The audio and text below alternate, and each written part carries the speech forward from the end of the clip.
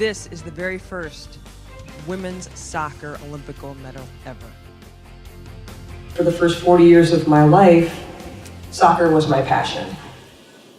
In April 2010, I was playing my passion in a game with the Washington Freedom against the Philadelphia Independence, and I got hit in the side of the head with a knee from an opposing player.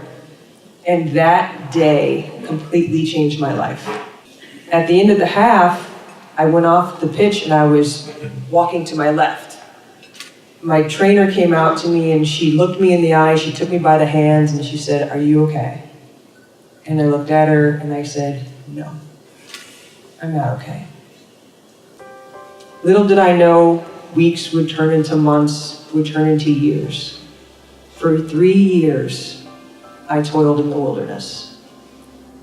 Finally, by the grace of God or whatever power you believe in, I finally found a doctor that understood what was happening to me, who knew what to do, who did certain tests. It took 10 minutes, and he said, "Bri, I want you to sit down on this table." And he looked me in my eye and he said, "I'm gonna help you."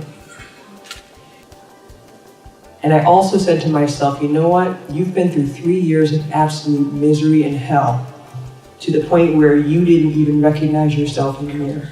And you couldn't get off the couch to do anything but walk once a day. You need to turn this thing around, this horrible, difficult, miserable time, and you need to help people. My name is Joanne Finnegan. I am the president of the Council on Brain Injury. I was probably one of the people that had the initial idea to start the Council on Brain Injury. It was after we lost David Strauss to a brain tumor in 2004. He was an unbelievable presence in the brain injury community.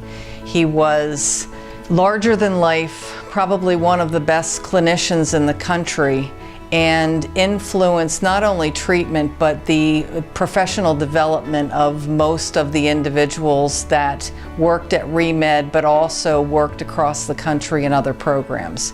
Always out, always educating. We sat one day and said, you know, what do we want to do? How can we recognize David? And so we decided that the best way was to be able to develop something that would really highlight his legacy of giving. Each year we offer grants to organizations who are doing work in this field. We offer grants to organizations who are actually doing services like Hope Springs Equestrian, Fighting Back scholarships to veterans, also to Camp Cranium. They're a summer camp, an amazing organization who offers a summer camp to children with brain injuries.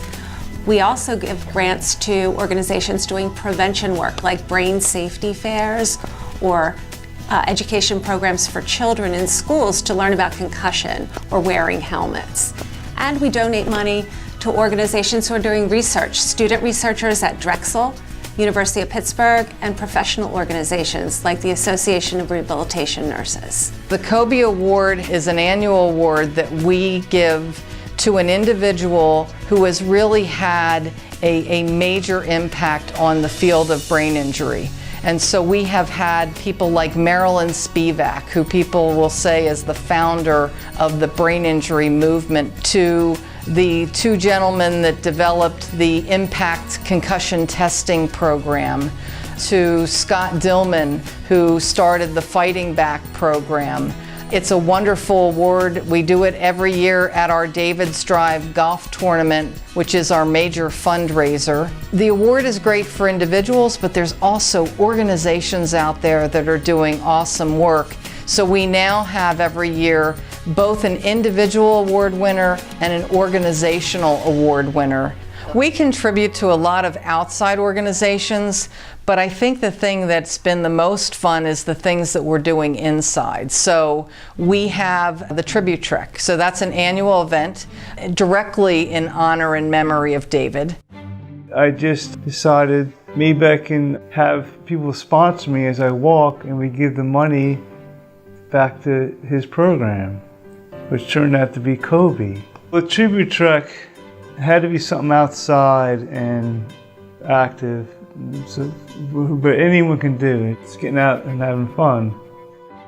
My family thinks Kobe is great, and it's a great continuation of my father's legacy and all the work that he did, and just showing that what he meant to so many people. And then there's what Todd has started with the tribute track. Rediscover You is an adult education program where we provide various educational opportunities for brain injury survivors, their family members, and caregivers. So we provide classes that help them rediscover themselves after their injury. We have a program that is highlighted here called the Jazz Sanctuary, and they do one of my favorites. It's called bucket drumming, and you have to see it to believe it, but yes, we're drumming on buckets. In 2006, I had a brain AVM. I was almost destroyed by the operation. So the question was, after 33 days in the hospital, what do you do? Well, you rehabilitate and you work every day and you learn to play the bass. And the bass gives you hand-eye coordination and the ability to read music if you work at it, so your eyes work back and forth. That took about 1.5 years. And during that time, I thought, how am I going to give back to all those people who visited me, who comforted me, and welcomed me? And I decided to give back by forming the Jazz Sanctuary. And thankfully, the kind folks at Kobe have given us a grant, which will be another step in the progress of the Jazz Sanctuary, and here I am. We've been using this to educate and to help rehabilitate. We just got the idea to incorporate those two things together, given that Alan had this traumatic brain injury. And this has been a way to help other people in the same way Alan has been helped.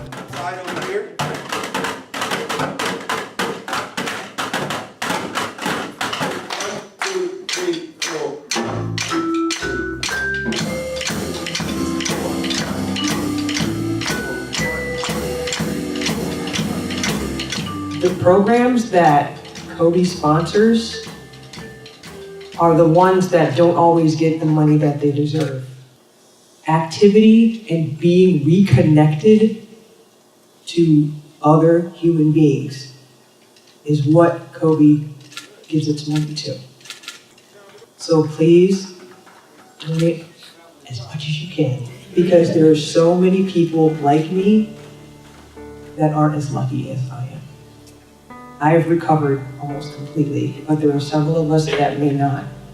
And awards like this and this money goes to help it get them at least from the darkness into the light. Thank you.